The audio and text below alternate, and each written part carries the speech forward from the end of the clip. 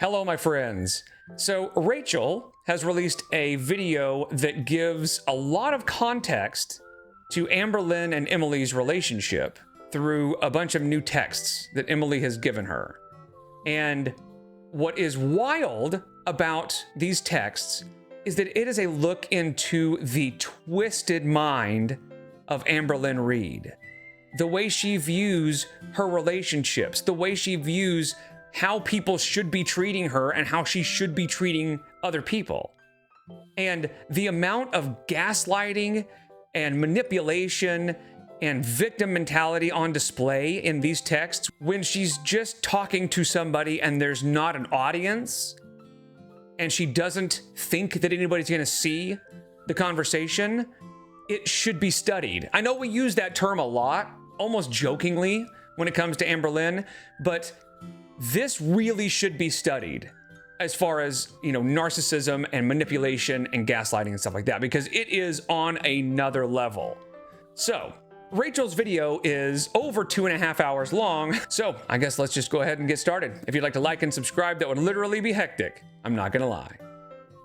And I want to start off by saying, there are a lot of reasons not to like Emily, and I think they are both manipulative. But I think going through all of this, it's pretty clear that Amber really is the aggressor in the relationship. And of course, if and when Amber ever produces any proof that Emily is as bad as she says she is, then we'll go over that and kind of make a determination then. But so far, the only proof that we have is that Amber is the aggressor. And some context for the majority of this first part of the video, it was all one big conversation, and it basically happened over one day. And it was the day that Rarity went missing. And this first interaction, basically what happened was Emily and Amber were asleep. Emily woke up in a panic. I guess she'd had a nightmare or something and started yelling at Amber. And according to Emily, it was like a PTSD panic attack when she woke up. And I think the PTSD comes from some stuff that happened with her ex-girlfriend, and we'll get into that a little bit later, but that's sort of the story that Emily tells as to why she woke up and immediately started arguing with Amber. And supposedly Amber got physical, and that's kind of where we start this conversation. This is the absolute best example of gaslighting you may ever see, because Emily says, "You physically laid hands on me." And Amber says, "I was trying to calm you down and hold you. And in doing so, I tripped over the blanket on the floor. I'm pretty sure I hurt my ankle." Almost like, you should feel sorry for me. I was trying to help you. And then Emily responds by saying, "By pushing me and squeezing my arm and body slamming me when I was trying to leave."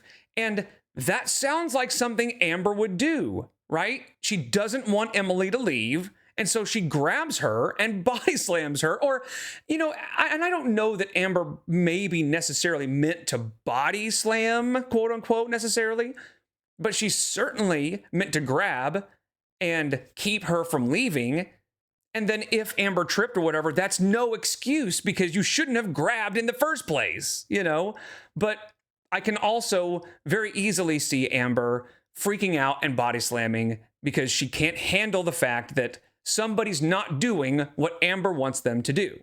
And then it gets even crazier when Amber says, "I wondered how you ended up on the floor, but that explains it, Now I get it, yeah."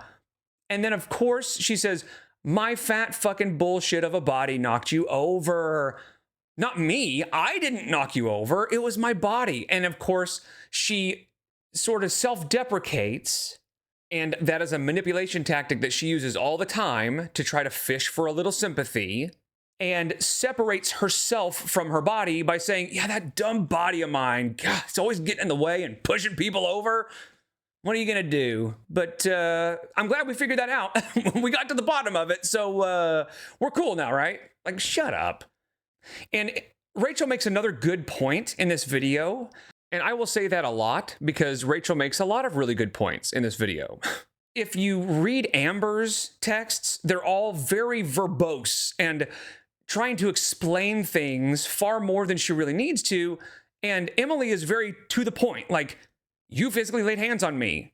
and saying exactly what Amber did. You squeezed my arm, you body slammed me when I was trying to leave, and then Amber's, well, that's what happened, and very flowery language trying to sort of almost distract from what actually happened.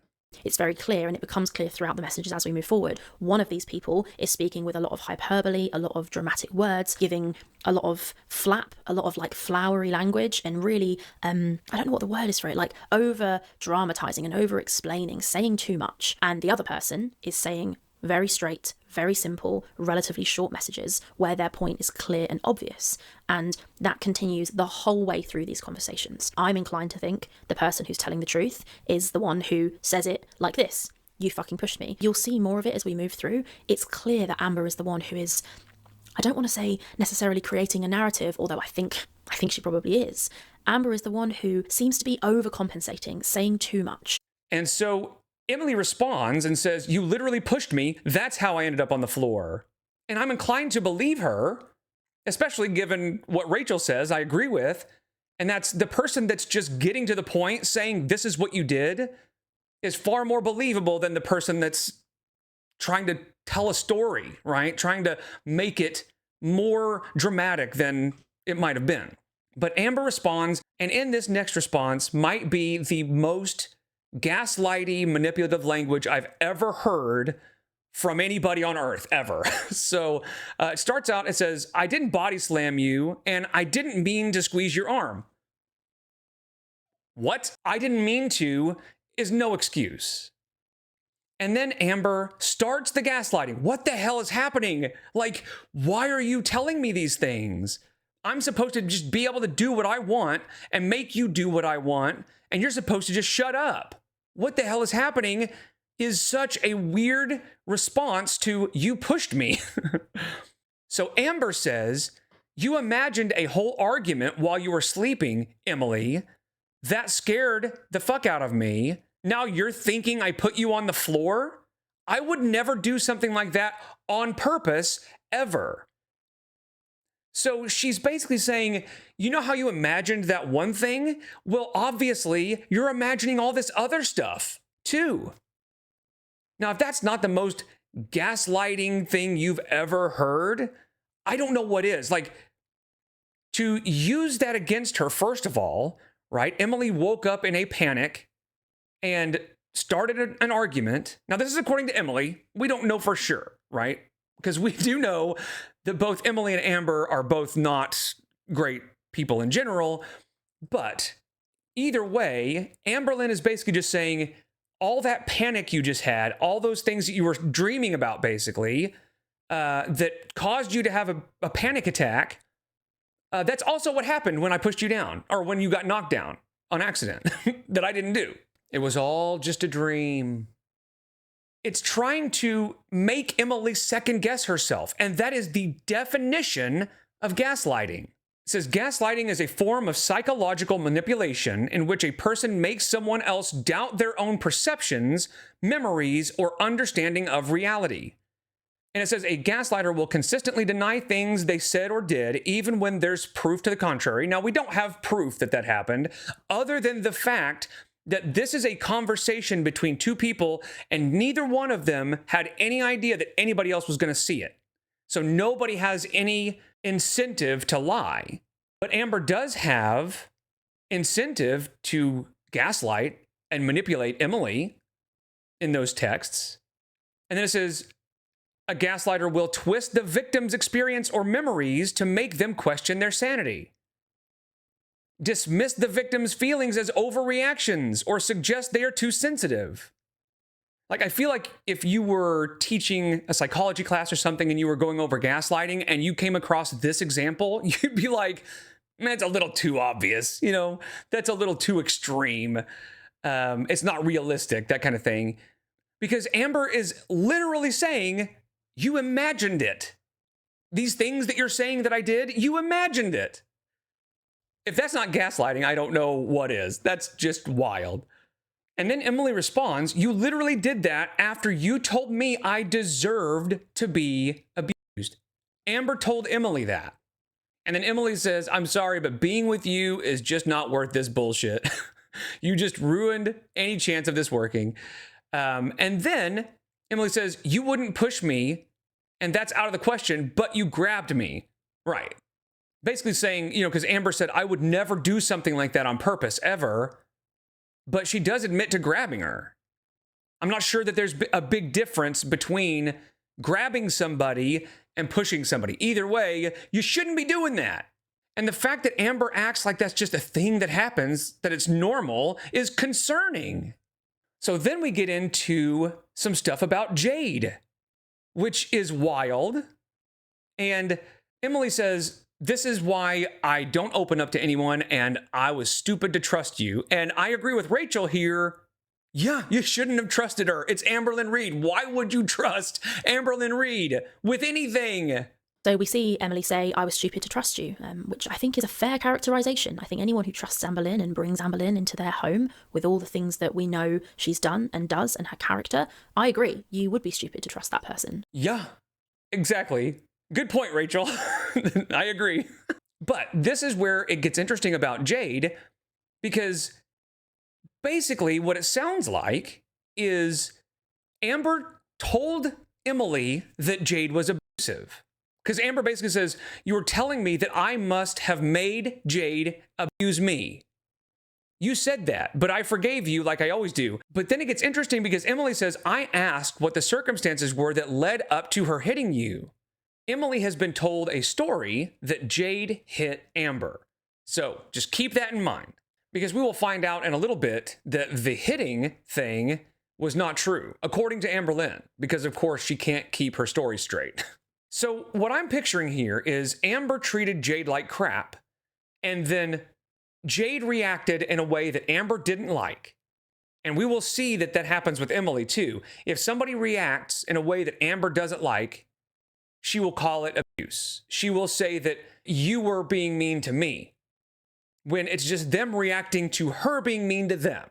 Amber then kind of makes it pretty clear that what Jade would do was just ignore her. So look at this. It says, I'm talking about Jade, how she would ignore me until I did what she told me to do. She controlled me. Abuse isn't just physical. So see, there you go. That convinces me that Amber would just be the worst. And when Jade would get tired of it and ignore her, she would call it abuse.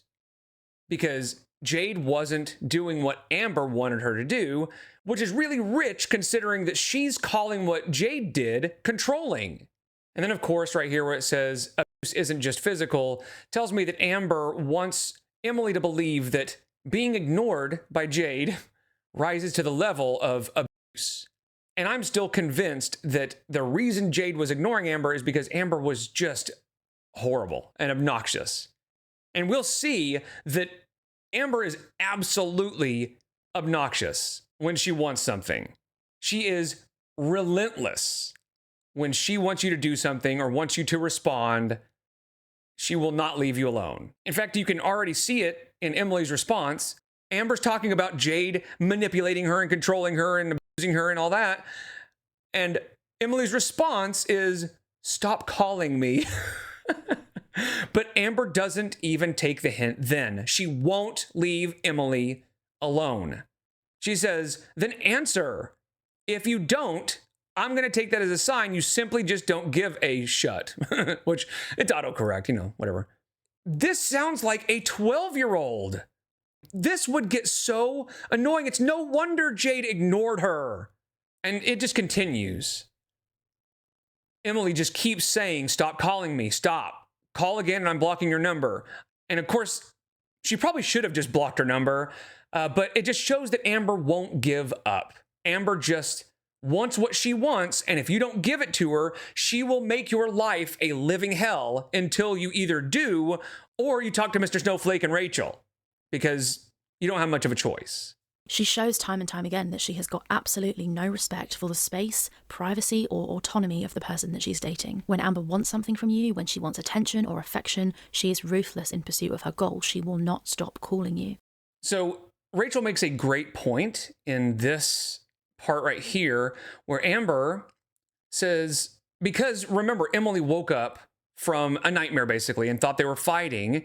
And Amber's response to that was to grab her, I guess, and squeeze her and maybe body slam her. I don't know. And so Amber says, I thought you had a nightmare, so I wanted to prove we weren't fighting.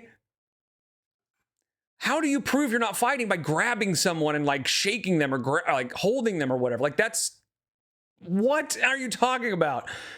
And it says, and I failed. Yet again, I always fail. Everything ends up like this. And I loved Rachel's response to this. So listen to this. Amber puts, I just wanted to fix it. I thought you had a nightmare, so I wanted to prove we weren't fighting and I failed. Yet again, I always fail. Everything always ends up like this. And this is Amber trying to do victim mindset. She's realizing that her trying to tell Emily that what happened didn't happen is not going to fucking work. Emily's not going to be gaslit and admit that something didn't happen that did happen. So she twists it. She turns it on its head. She goes, oh man, this is not working. Okay, I know. I'll play the victim. Classic Amber. And here she is. I failed. Yet again, I always fail. Everything ends up like this. And again, this is a classic Amber line. Ended up like this. Something ended up happening. I mentioned this in a previous video. It's incredibly passive language. Everything just ends up happening to Amber. Nothing is her responsibility. Nothing is her decision. Everything happens to her. She is a passive individual that stuff happens to. That is exactly what I thought when I saw everything ends up like this. But what a wild twist in the mindset of Amber, right? Where she's like, you just imagine these things. And when Emily wouldn't go with it, Amber said, oh, well, then I'm just a failure, you guys. And then she even says, I hate myself. Like, it is so childish and so obvious that it's manipulative. And a lot of people, unfortunately, kind of get into a relationship like this, they buy into that. They hear the, I hate myself and I always fail, and they go, oh, don't be so hard on yourself. And they start feeling bad for the person. Now, the kind of good news, bad news with Amberlynn is she is very manipulative, but also insufferable. And so I think people get tired of the victim mentality pretty quickly. Relatively speaking, right? Eventually they get to the point where they're like, I'm not buying this I hate myself stuff. But I will remind you that after all of this, they stayed together for like almost a year after this. So I don't know. I don't know what to think about that. I mean, because clearly Emily was not happy. Why would you stay with her? And she had an epiphany at one point of like, I shouldn't have trusted you. Like, yeah, you shouldn't have. But yet you stayed with her. Man, anybody involved with Amberlynn at this point, Beck could be forgiven because most people didn't know who Amberlynn really was back then. And Jade maybe could be forgiven because people were starting to figure out who Amberlynn was. But there's no excuse for Emily. I have no sympathy for Emily getting involved and staying with Amber after all this. And of course, Emily calls her out by saying, so wait, you wanted to prove we weren't fighting by attacking me mentally and physically? And then Amber goes into, as Rachel puts it, maybe one of the most shocking things she says in all of these communications. She basically turns it back around on Emily by saying, I didn't want you to hurt yourself. She said, I wanted to calm you down before you got in your truck and did something stupid. So Amber is like, I wasn't hurting you. I was the hero. I was saving you. Talk about gratitude, It's almost like Amber sees herself as Mr. Incredible in that scene where he saves that guy's life and then ends up getting sued for it. In a stunning turn of events, a superhero is being sued for saving someone who apparently didn't want to be saved. You remember that? Amber's like, I can so relate. That is me in a nutshell, for real, for real. She is basically trying to play as though she physically harmed Emily because she wanted to help her. Amber is so much worse than any of us ever thought. And we already thought she was awful. And it's just, the more you know, and every once in a while you get to a point where you're like, are we exaggerating a little bit of this? Like, does it feel like we're going too far by talking about how terrible she is? Nobody could be that bad, right? Like, maybe we're taking this too far. But then you see something like this, it's like, we don't go far enough. We give her too much benefit of the doubt. And Rachel mentions at the beginning of this section that these texts are all the day, kind of the whole day of when Rarity went missing. And the whole holding you thing and the falling down and all that stuff was the moment in the live stream that Amber did where she was claiming that Emily was like, why did you push me? That kind of thing. So when I tripped over the rug and then I landed into her and she was falling, I went to grab her. It didn't work out very well. She still landed on the floor. And then she started like hysterically, how come you pushed me? I'm like, what is actually happening? So she like, I don't know. It was this whole fucking thing. And I was like, this cannot be real right now. And in that live stream, she doesn't mention anything about holding Emily. And Rachel mentions that. And it's like, it's clear Amber knows that what she did was wrong because she twisted it to sound very different. In fact, what Amber did was twist it to make it sound like she was, again, the hero. She pushed Emily down, but in the live stream, she was saying, I was trying to catch her. She was falling because this body just happened to bump into her. You know, it's weird how that happens. And I was trying to be the hero and catch her, but it just didn't work. And Amber will never get better because she doesn't realize that she's doing this stuff, that she's pretending to be a hero when she is the villain, like absolutely the villain. Amber is trying to make it seem like Emily is this raging PTSD monster, that Emily goes through rages and Amber has to deal with those and is playing the victim again, right? So Emily's trying to say, you are attacking me. And Amber's like, yeah, well, you attack me too. Because Emily says, how could you? And Amber says, I ask you the same question in my head multiple times. During your rages, you've hurt me bad.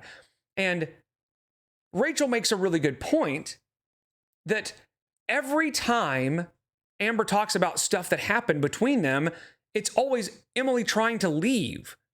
Emily's trying to get away from the situation, and Amber doesn't want her to.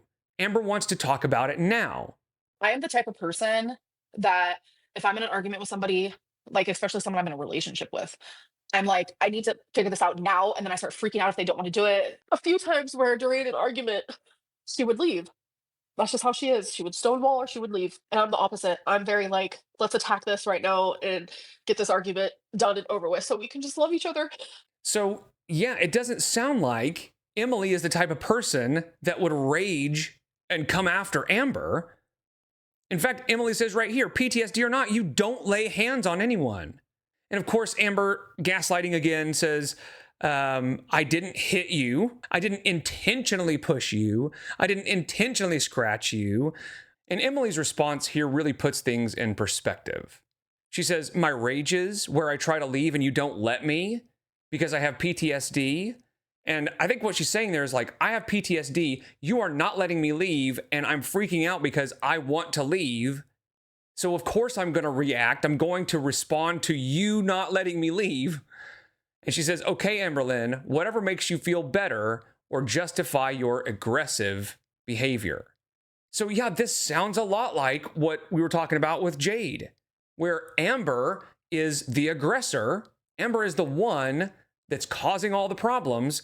And when somebody reacts in a way that Amber doesn't like, Amber then plays the victim.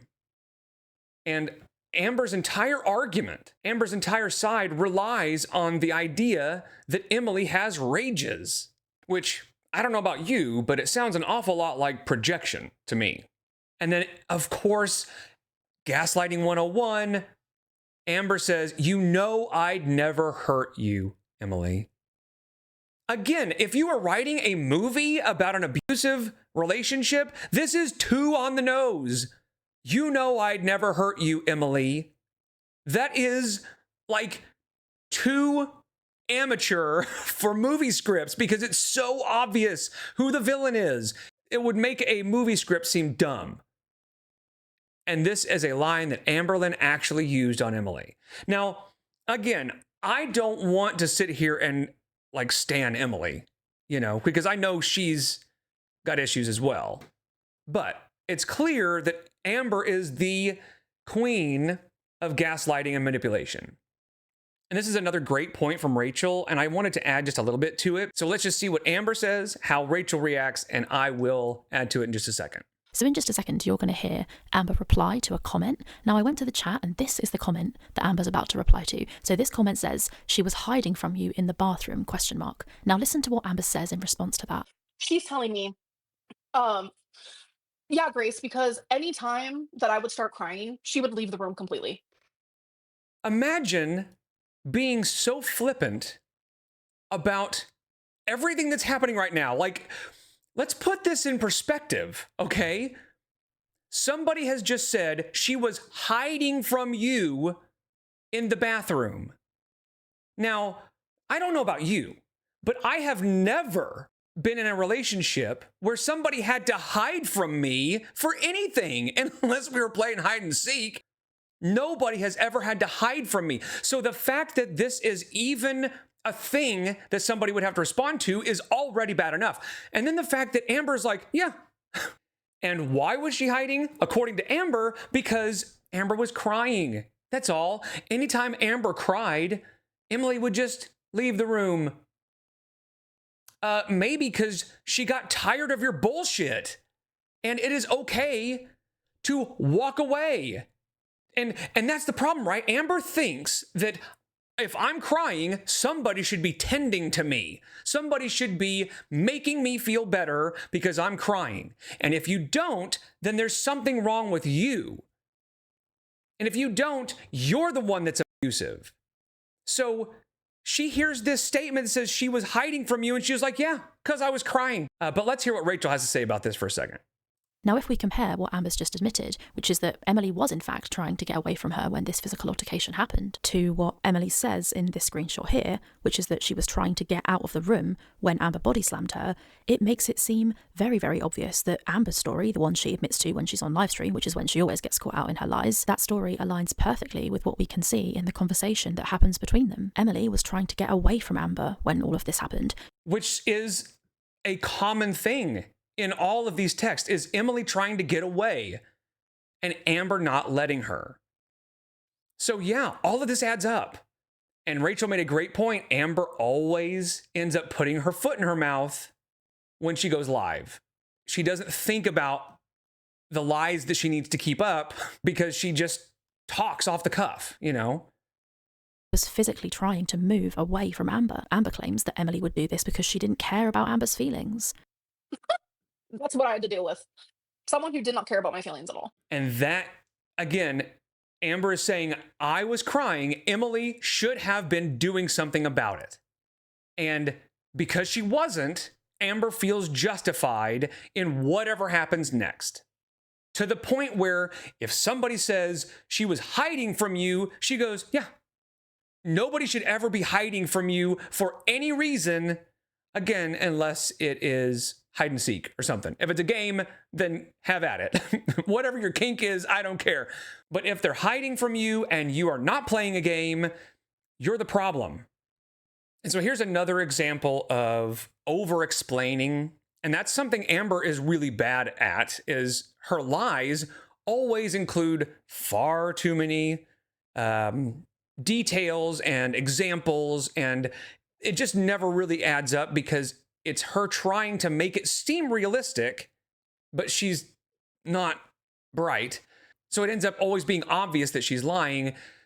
And so Emily says, then how did I end up on the floor? And Amber's like, I was trying to hold on to you. I tripped on the blanket on the floor. I almost went down. That's how I hurt my ankle. I just explained that to you. And it's just too much. It's clear that Amber is trying to gaslight. Again, trying to make Emily question reality. And then, of course, Amber says, when you were on the floor, I tried helping you up, but you wouldn't get up.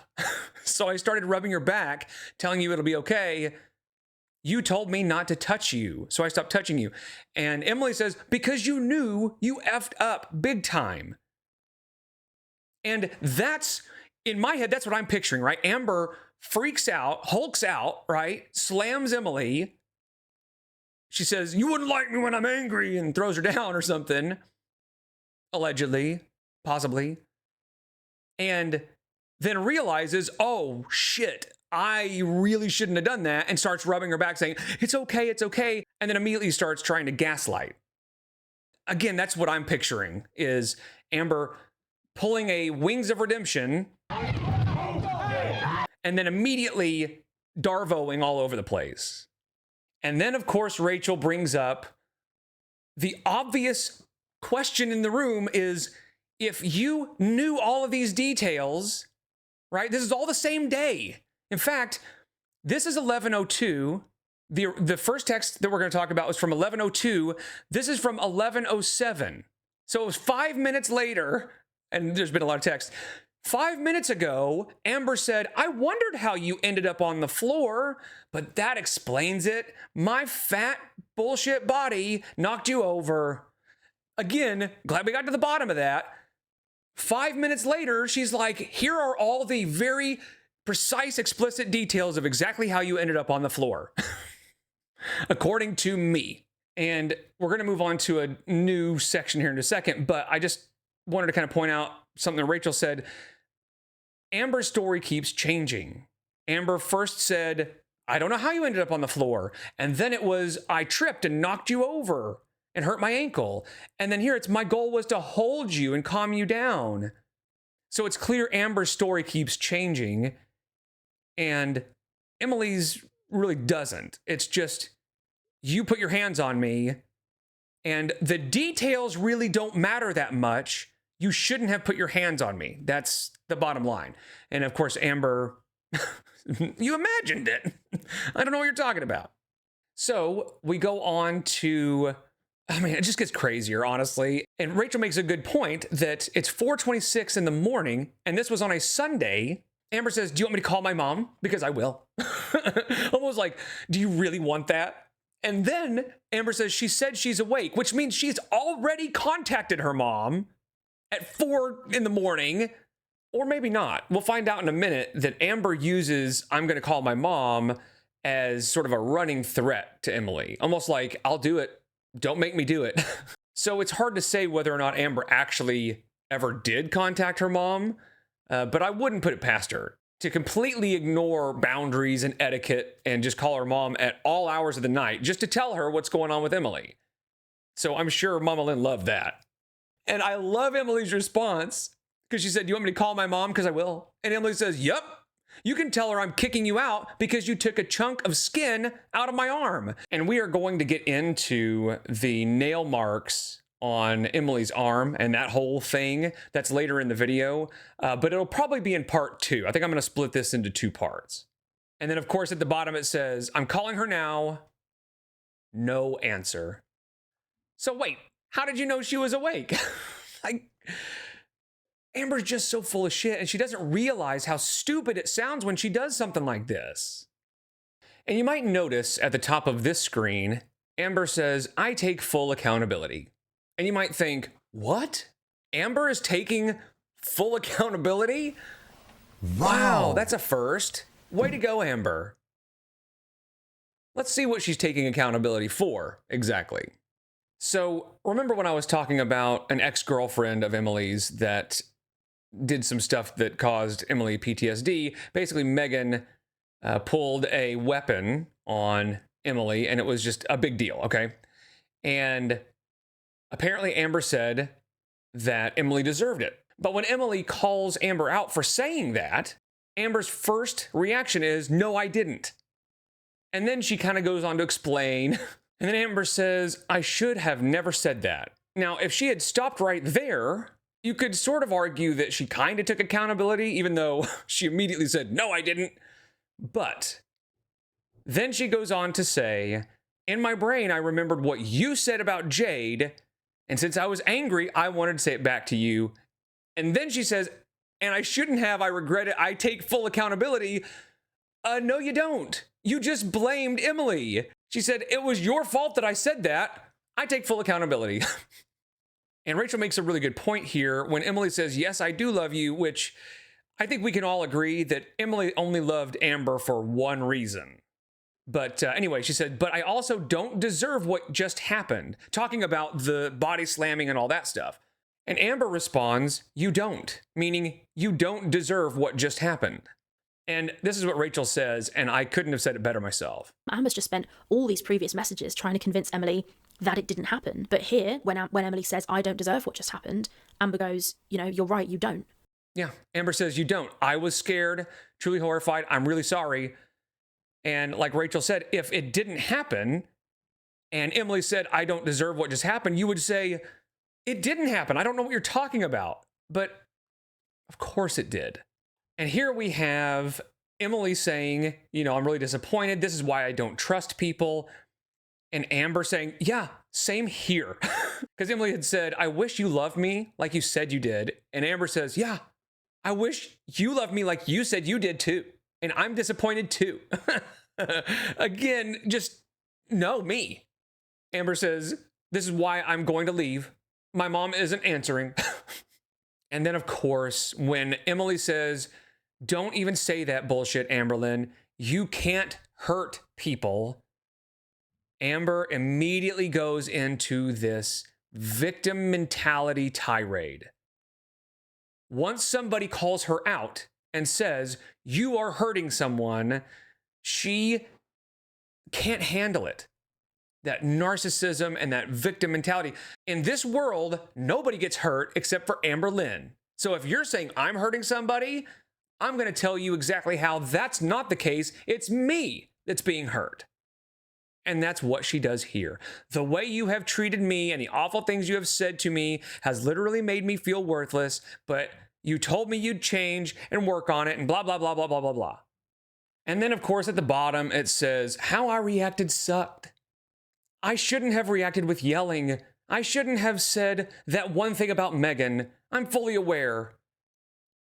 And again, if she would stop right there, it would sort of kind of sound like she's self-aware and maybe kind of admitting some responsibility. But then I suck during times where I'm scared and I have PTSD moments or BPD shit.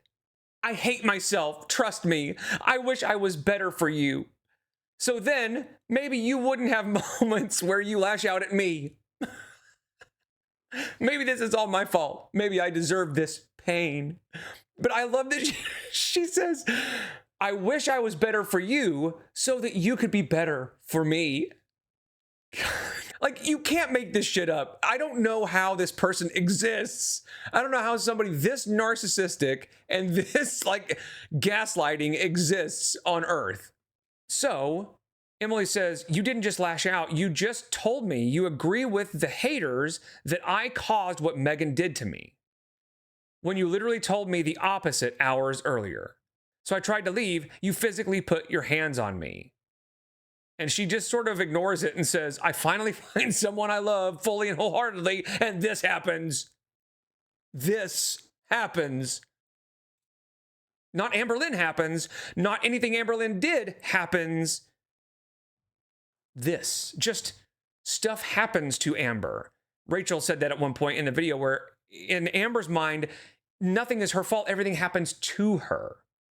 It's that external locus of control. Amber's locus of control is almost 100% external. And when I made a video about that, and if I remember, I will put it up in the corner here, I explain that, nobody's 100% external when it comes to their locus of control, but Amber's pretty close. And I am almost to the point after seeing these to say that she might be as close to 100% external as you can get, like humanly possible.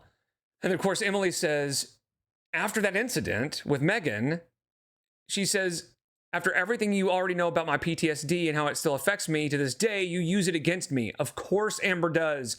Anything she can use to manipulate somebody, she will use it, no matter how disgusting it is, no matter how evil it is. It gets her what she wants. That's all she cares about. No matter who she has to hurt, no matter what she has to say to anybody, she will do it to get her way. Especially when she feels like she might not get her way. If somebody's not doing what she wants, she starts losing it. The less somebody complies with Amberlynn, the less she follows any kind of moral compass at all. Which she has a very small one to begin with, but the more somebody pushes back, the less she pays attention to her moral compass at all. And of course, Amber saying, maybe I'm meant to be alone forever. And as always, trying to pin the blame on not just herself, right? Because she can't do that. She says, we both have done some shitty shit. And that's probably true, right? I'm sure Emily is not great either. I think they both suck. And they're probably terrible together. But Amber just can't say, I'm sorry. I shouldn't have done that. And then I love that Emily says, you don't love me. You love yourself. And Amber says, no, I love you. I hate myself. And at one point, I probably would have said, Amber probably is convinced that she hates herself. But I don't think that's true. I think she just loves to say stuff like that because she thinks it's going to get a reaction. She thinks that she might get her way if she starts self-pitying. So I don't think this has ever been the case. I don't think she's ever actually hated herself. I think it's always been a manipulation tactic. And I would say whether she knows it or not, but I think she knows exactly what she's doing. And then, of course, in typical Amberlynn Reid fashion, this conversation happens. Emily says, you can't just admit you effed up. You have to say, I've said hurtful things to you. When you come at me like you do, how do you expect me not to react? And then Amber, again, assuming that accountability is just something you declare. I declare Accountability. She says, I am admitting I effed up. And Emily says, take some accountability. And she says, go back and read everything I said. I even said, I take accountability. Like, that's not how it works. She said, I apologize multiple times. That doesn't matter if you then say, but you were doing it and you were doing it worse and you caused me to do it because of what you said. You're not taking accountability if you are blaming everything that happened on her. When you come at me like you do, how do you expect me not to react? And that's interesting. That sounds like Emily admits there that she does react. And I think, of course, she does. Nobody stands there like a perfect saint while they're being shouted at. And one of the criticisms Emily has faced is that she doesn't appear anyway, so far from what's public, to admit any wrongdoing on her side. In her messages with Snowflake, she never says, this is what I did, this was my fault in the situation. She's never really done that. This is the first time we've really seen her kind of admit, like, you know, how do you expect me not to react? And that's a great point. Emily is really trying to make herself seem like she never did anything wrong, which, you know, we don't know how the actual incidents took place. All we can go by is what we're seeing in the texts and stuff. But it seems an awful lot like Emily's reactions are pretty natural and normal given the circumstances, and Amberlynn's are not. Amberlynn's are exaggerated and extreme and dangerous and hurtful and abusive. And Emily is just a shitty girlfriend from what we can tell. Like, they both suck, right? This is a terrible relationship. I mean, honestly, they both need to work on themselves before they get anybody else involved in their lives. It does seem like Emily is just kind of a normal shitty girlfriend, and Amber is like shitty girlfriend turned up to 11 and abusive and awful, you know. Amberlynn, while saying I took accountability and I said I take accountability, she said those words, and like we said, it doesn't really count if you're still blaming everything on the other person. But another thing Amberlynn did was try to act like it never happened and tried to gaslight Emily for most of the conversation. She spent all that time saying the thing that you know just happened didn't really happen the way you're thinking, and tried to deny until she realized she couldn't do that. And then she finally said, oh, whatever, I'm sorry, okay? Fine. But that's not real accountability, because then, of course, she immediately goes into, but you were being mean to me. All the things you did caused me to act that way. And Rachel makes a good point here, too. She is on point when it comes to like remembering things that happened throughout all the live streams and stuff like that. But this is the same night. All these texts and stuff are from the same night that Amber claims that Emily kicked her. Emily says, I would never physically hurt anyone.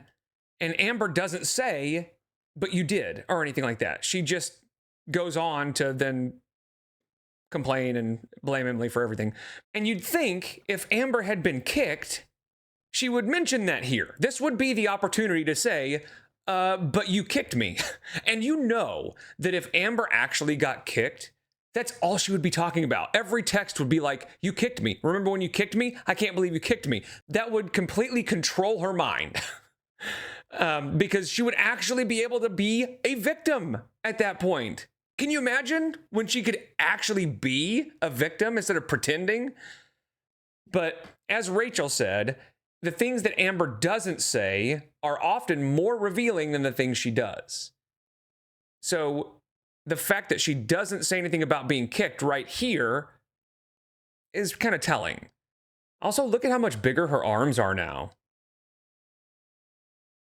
When I went to go walk into the bathroom, she kicked me. She kicked me really hard in my stomach, really hard. And it was like right in my hernia. So that like really scared me. I will say that. If you had a physical altercation with an ex-partner who kicked you in your hernia to the point where you were scared about it, and that person then texted you later that day and said, I would never physically harm anyone, but you know that's not true because they kicked you that night, you would say, you kicked me tonight. But notice that that is conspicuously missing from these messages. Amber doesn't say this to Emily, which I think is very telling. The only explanation there is maybe the kicking happened after these texts, but I doubt it. Because when Emily says, I would never physically hurt anyone, no matter the situation, Amber doesn't disagree.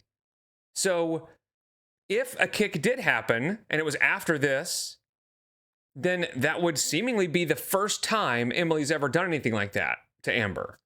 And then there's a conversation about whether or not Amber was going to throw a water bottle at Emily. And it was pretty obvious that that was likely the case, that Amber was going to throw it and then chose not to. But Amber was like, I would never throw it at you. I wasn't even thinking about throwing it at you. And Emily says, you literally just got done digging your nails into my arm and pushing me to the floor. Why wouldn't I think that you would throw the water bottle at me? Okay. Now this would be a perfect opportunity for Amberlynn to say, you know what? You're right. I should not have done that. I can understand why you would be scared. I can understand why you would think that. I'm sorry I put you in that position.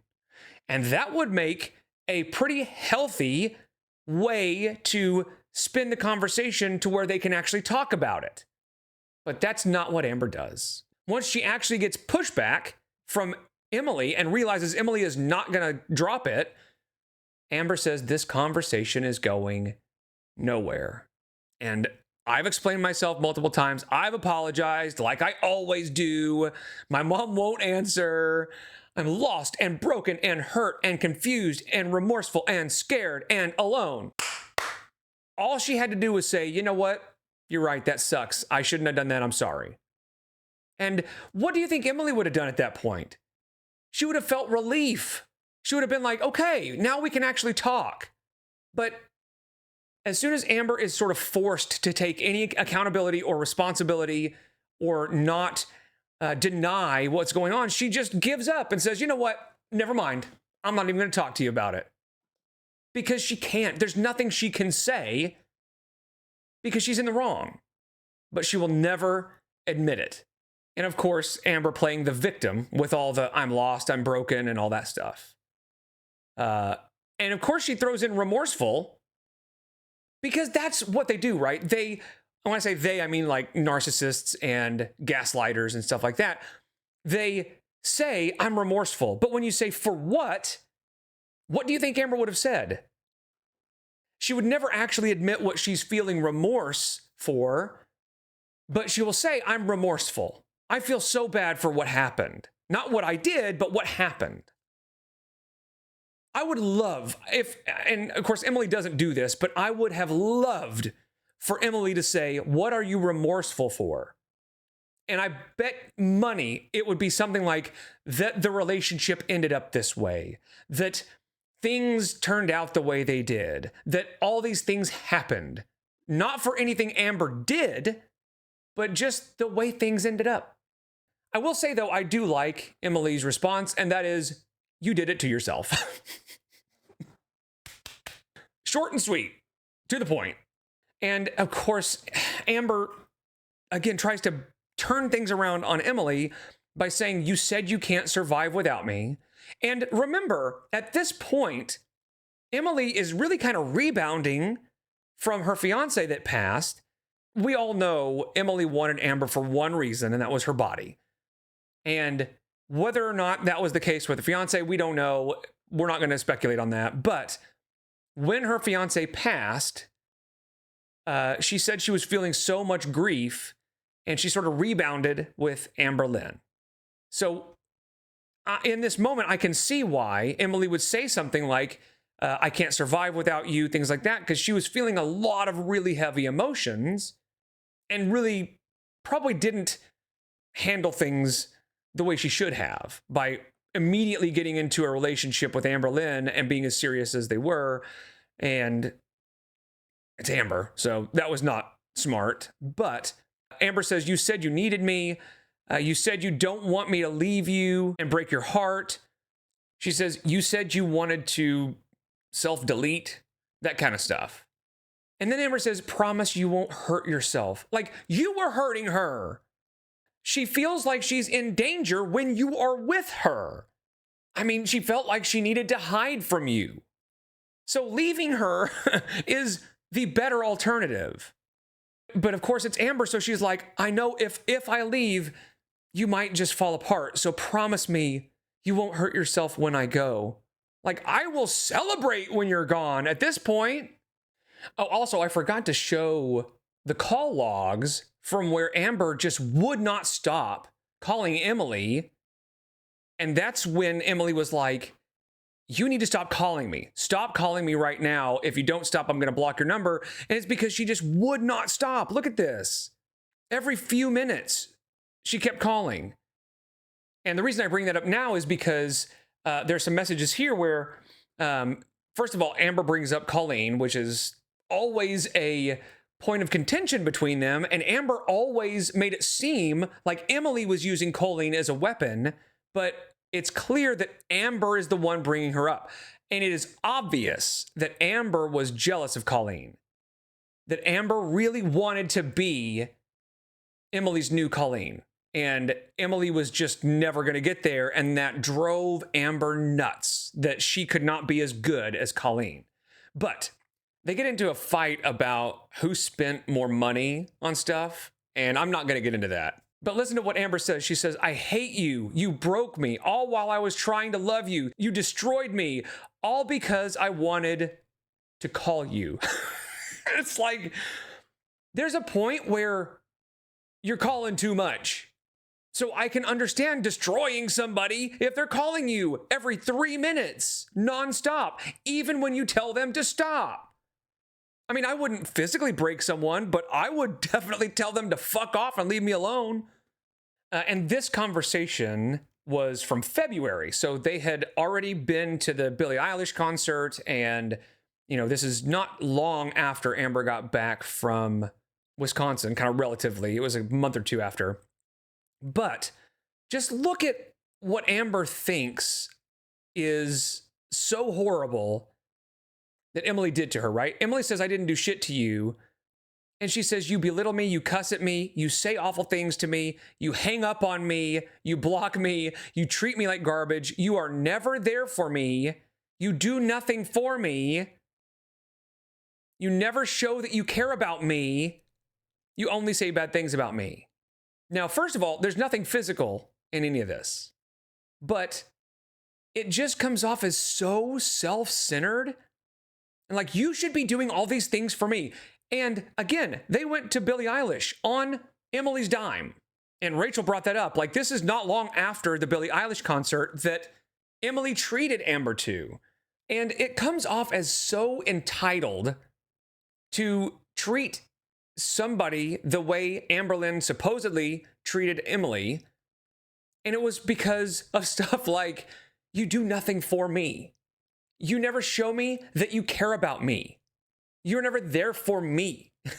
Now, the belittling and the cussing and all that stuff, like, if that's true, yeah, that sucks. But I can also imagine that Emily was pretty fed up at that point.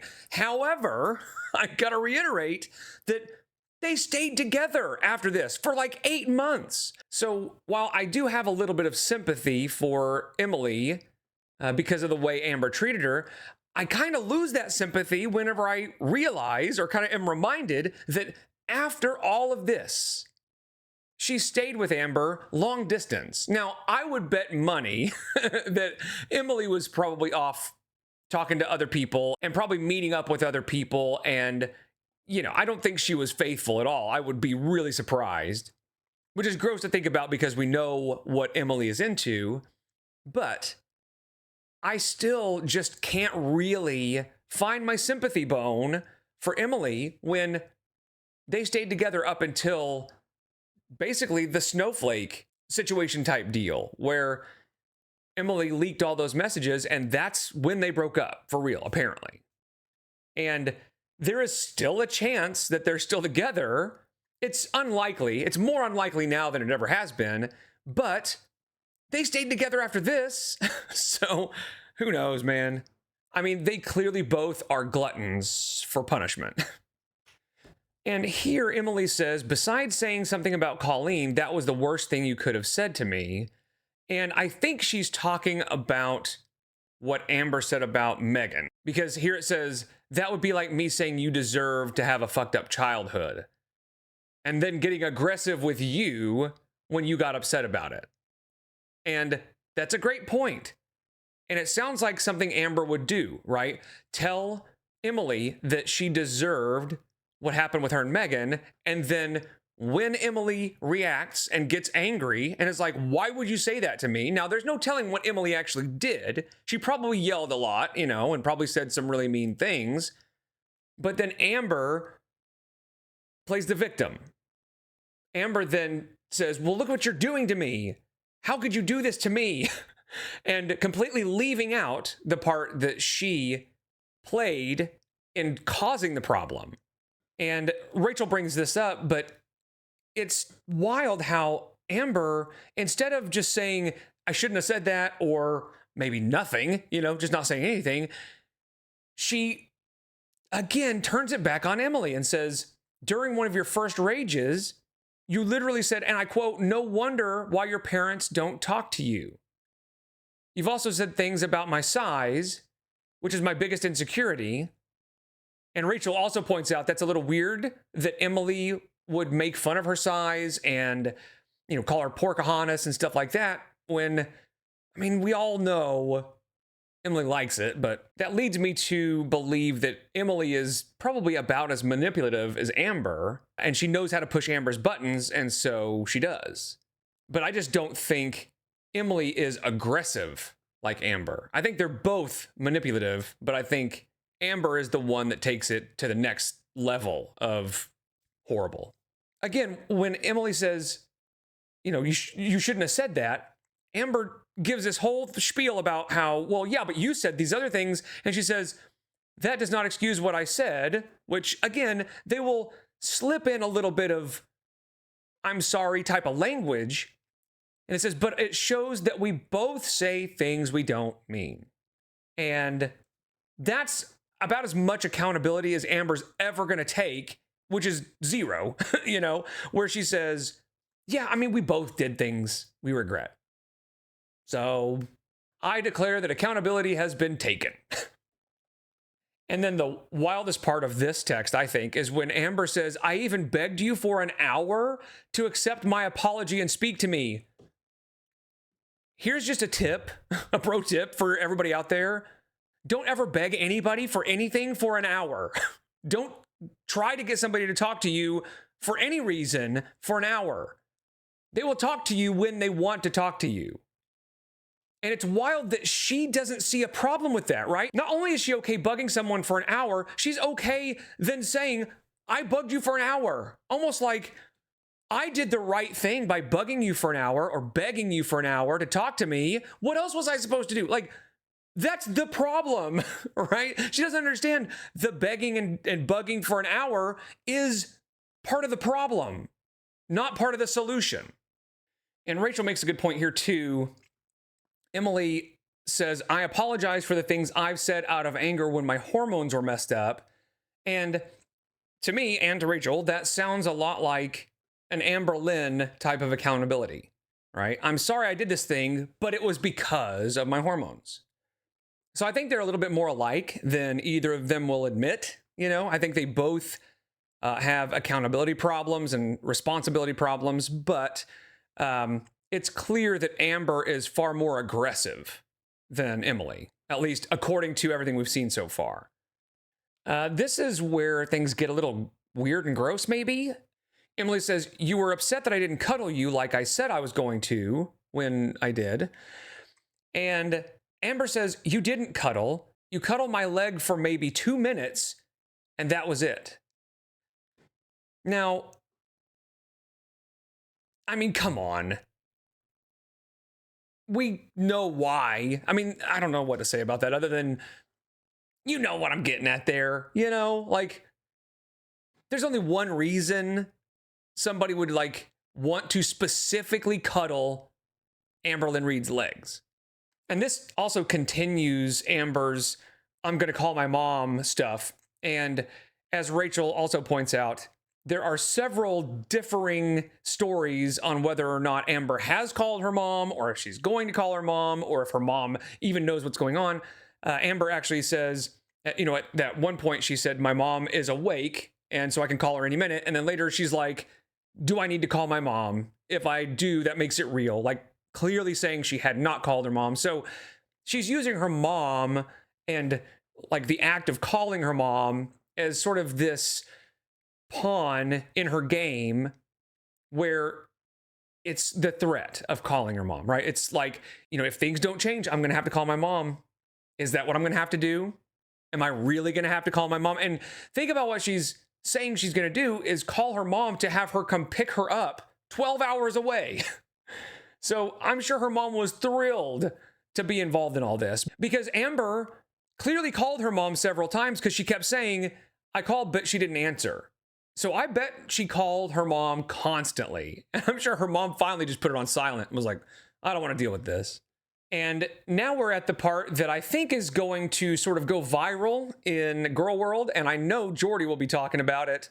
And that is when Emily says, I was cuddling you, but you wouldn't stop watching Jordy's stupid video talking shit about me.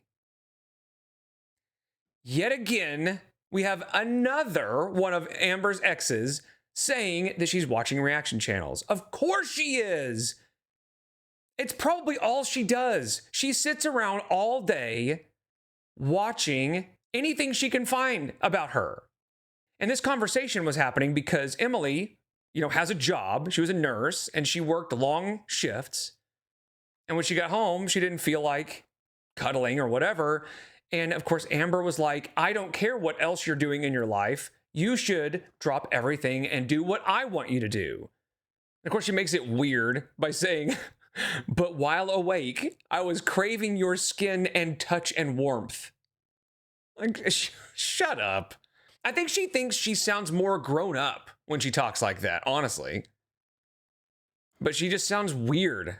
But the best part about this conversation is the fact that Emily, again, not in front of an audience, having no idea that this is going to be shown to anybody, says, you wouldn't stop watching Jordy's video. And Amber doesn't deny it. Just throwing that out there. And here is some more evidence that Amber is really controlling, just like she claimed Jade was, right? Jade ignoring Amber made Amber feel like she was being controlled by Jade, when it's pretty clear that she just got tired of Amber's shit and would just be like, you know what, fuck it, I don't even want to talk to you anymore, and just ignore her, and then Amber would flip out about it. But Amber said that she was controlling. And yet, here we have Emily saying, I can't continue to have you mad at me for every little thing I do. And Amber's like, I'm not. I don't know what you're talking about. Mad? Who's mad? And Emily says, you are, including me coming home slightly later than I normally do last night. And Amber says, I thought you got off work at 6:30. I'm sorry. Like, It's clear that Amber expects things to happen exactly when Amber wants them to happen. And when they don't, she flips out.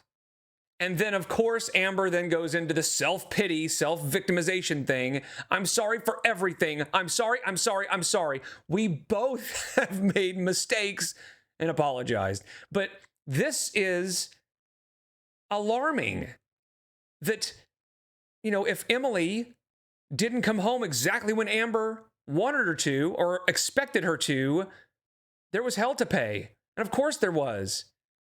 There always will be with Amber. It's her way, or not the highway, her way, or you're going to be miserable. She's going to make you miserable until you do it her way. And it's so crazy that she claimed that Jade was doing that exact same thing to her by just ignoring her. And then just notice how many texts happen after that. It just, one right after another, she just keeps texting and just keeps bugging Emily. And this is interesting, and Rachel made a point that now, all of a sudden, when the idea of Amber actually having to leave starts becoming real in Amber's mind, she starts groveling and asking, like, do you want me, and all this stuff. And Emily makes a good point. Well, I'm not sure if she really loved Amber, but she says, I do love you, but neither of us are happy. Yeah, of course, neither of you are happy. And then after all of this, after all these conversations, out of everything that's been said, everything that's been done between the both of them, clearly miserable, Amber said, I thought you were happy with me, though. Like, what? How did you come to that conclusion after all this? Because if this is what's all being said in texts, imagine what's happening in person. They are screaming at each other, yelling at each other. Amber's body slamming Emily, allegedly. This is the delusion. This is Amberlynn's delusion. I thought you were happy with me, though. Where did you get that idea? And Amber just keeps going on and on and on about how I will never give up and I'm fighting for you and I love you, but I need to know if I need to stay or if I need to go. And it's clearly the last ditch effort of somebody who realizes things are about to be over. And it's Amberlynn in a nutshell, right? Once she's finally kind of backed into a corner, then she starts trying to act like she's kind of sorry, but really just kind of pathetic. And the weird thing is, Amber's really only fighting to stay in Wisconsin. Like, they're kind of talking about breaking up, but not really. Amber keeps saying, I'll call my mom to come get me or I'll go home and stuff, but they're not really even talking about breaking up.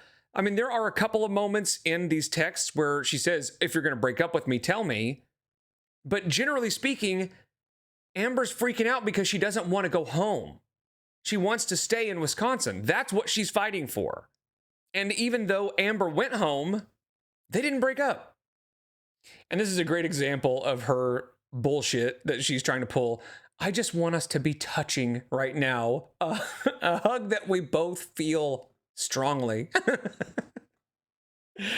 Oh my God. And it's just like she's trying to be poetic about it. She thinks if I say the right words, if I make it sound really poetic, then maybe this relationship won't be complete horse shit. And this is where it gets a little interesting because Emily says, I cried at work today telling somebody about last night. So Emily is talking to her friends, right? Her friends at work about what's happening. And Amber says, you told her? I haven't told a soul. Yeah, well, who would you tell? You don't know anybody except online. And that would be a bad idea for Amber to tell anybody. And she knows that, right? She knows anybody she knows online, she can't tell any of this stuff to because it would get leaked immediately. No matter how much she trusts somebody, if she told anybody online anything that was going on, they would tell somebody immediately. But of course, Amber isn't going to tell anybody. She's saying that like she's got the moral high ground for not telling anybody. But of course, she's not going to tell anybody. She's the monster in this situation. But if she ever does tell the story, as we've seen on her live streams, she will always turn Emily into the monster. She will be the victim every time. Whatever Amber would tell anybody would just be a lie. And then we start getting into the BPD episodes. Amber clearly has blamed everything that's happened on her BPD because Emily says, I can't handle the BPD episodes, meaning every time there's an altercation, it's pretty clear that Amber said, I'm sorry, that was a BPD moment. And it seems like it happened quite a bit because Emily's bringing it up here like, I can't handle these anymore. They're happening so much, it's not worth it. Look at what she's having a BPD meltdown over. She says, I'm triggered by you screaming at me over something like not asking nice enough to go outside and smoke for alone time. So think about the relationship they have, right? Emily, of course she's hiding from Amber every time she gets a chance. She says, I want to go outside and smoke for alone time. And Amber's like, you didn't ask nice enough. You didn't say please. I don't know, man. Amber really seems like she would be a nightmare to live with. Of course, we knew that already, you know?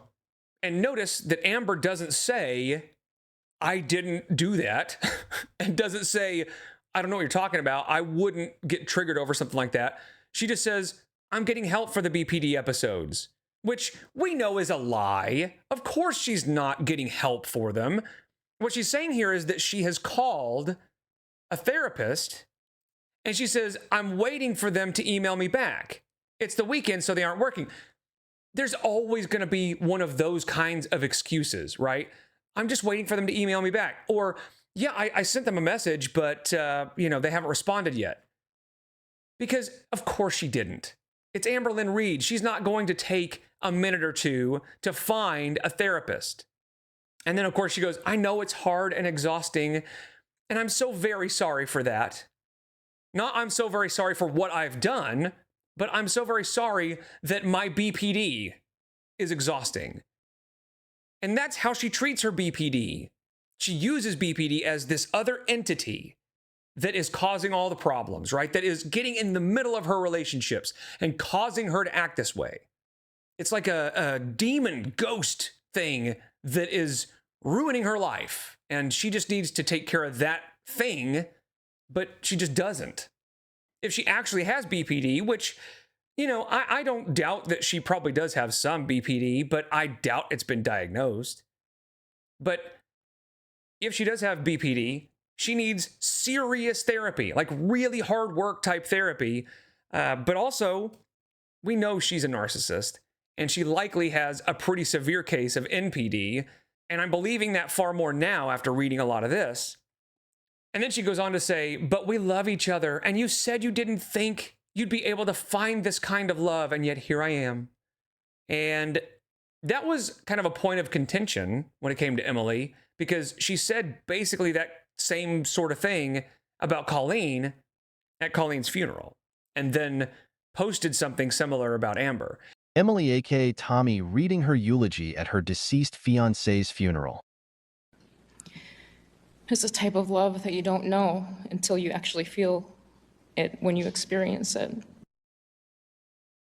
It's something you don't really know what it feels like until you experience it. You'll know when it happens. It's the best feeling ever. Amber is going to use that, and she's going to use everything she can. She's pulling out all the stops at this point to try to change Emily's mind and try to salvage the relationship. And then a crazy thing Amber says is, I've been distracting myself all day and it's been very hard. Now, I'm going to bet the distractions are watching reaction channels. I would bet money that that's what was going on. But then she goes on to say, another distraction I'd like to do is scratchers. Emily, we are having all these problems. I love you. Please tell me that you love me. Our relationship is worth saving. Also, scratchers. That sounds like fun. Can I do that? Can you get those for me? She says, can you please take me tonight? Because she says, I have no way of getting there. Yeah, Amber, because you never grew up. You never got a driver's license. You never took the time to be self-sufficient. You rely on everybody else to do everything for you. You are a burden for everybody you come in contact with. intentionally, mostly. She wants to be a burden. She wants people to wait on her hand and foot. She wants to make the people feel like they have to be helping her all the time. And then she says, can you please take me tonight? I really need a change of scenery, meaning going to the convenience store, and to put my mind into something else that is enjoyable, like Scratchers. And obviously I want to do Scratchers with you. This is later, right? She texts again later, because when it has multiple texts in a row, you see that it's just this thin line and there's not another profile picture. It's all one profile picture. This is all sent within a pretty relatively short amount of time. So it looks like what happened here is she texted all this, didn't get an immediate response, and was like, I mean, I obviously want to do Scratchers with you. This is about you and me. You know, we're trying to salvage our relationship, and Scratchers, that's a great way to, you know, fix relationships. It says, I miss you and I'm so sorry if I feel dumb. What is happening? Then Emily says, I'm going to bed when I get home. I haven't slept. I'm watching Mr. Snowflake's new video. And Casey described how you grabbed their arm with your nails and was literally the exact same way you grabbed me. And Amber says, I did that to Casey because, and misgenders Casey, choked me. Once again, we see Amber making excuses and repeating this story that she claims she was abused by Casey, and it's so much more likely that he was abused by her. That's what all the evidence points to. That's what Amber's string of exes and all of their stories points to. And I believe Casey's version of events, and I've said that many times, and I've made many videos about it. And yeah, Rachel said exactly what I would have said, and that is, we don't know for sure what happened between Amber and Casey, but we do know that there have been several of Amber's exes all saying similar things about the way she treated them. You know, you got to use some common sense and say, we've heard the same story over and over and over again about this person. And we've also heard that that person likes to twist the narrative and blame everything on everybody else. So what's more likely? That the Casey situation was the one situation where she's not doing all that? Or it's a pattern and it just fits into the pattern and Amber was lying? I mean, I think we can all agree that it's far more likely that Amber's lying about what happened with her and Casey. And Amber talked about how Casey supposedly choked her when they were going to the laundromat. So listen to the story first. Memories are kind of like fading here and there. But I do remember us being on the sidewalk, and I remember her dropping what was in her hands, and she took me by the throat, and she started yelling at me. So she's claiming that this happened all in a public place, and she says, I freaked out and I was crying about it. But if you watched Salty Crab's recent video about Amberlynn lying about her childhood, Salty Crab goes into a lot of detail. So I recommend, if you haven't seen it, watch this whole video. But what happens is Amber talks about this experience at school where there was an altercation, there was a fight. And Amber was like, I was the only one that wasn't fighting. Everybody else was fighting. I was just standing there watching. But she then says this. Well, long story short, my best friend lied. Not really my best friend now, right? My best friend lied and said that it was me that fought. And the girl who fought my best friend said it was me who fought. And Salty goes on to point out that it's weird that two girls that hated each other would come together to lie about Amber for no reason. But then we find out that Amber actually went to court over this and was found guilty and had to do community service over it. So she's obviously lying. She was the perpetrator. She was the one fighting. But then she comes out and says, everybody else is lying. Everybody else was fighting. I wasn't part of it. I'm the only one telling the truth, when it is a blatant lie, because none of her story adds up. And the court found her guilty. So this is just the type of lie that she tells. The Casey choking story is just par for the course for Amberlynn Reid. saying it wasn't me, it was them.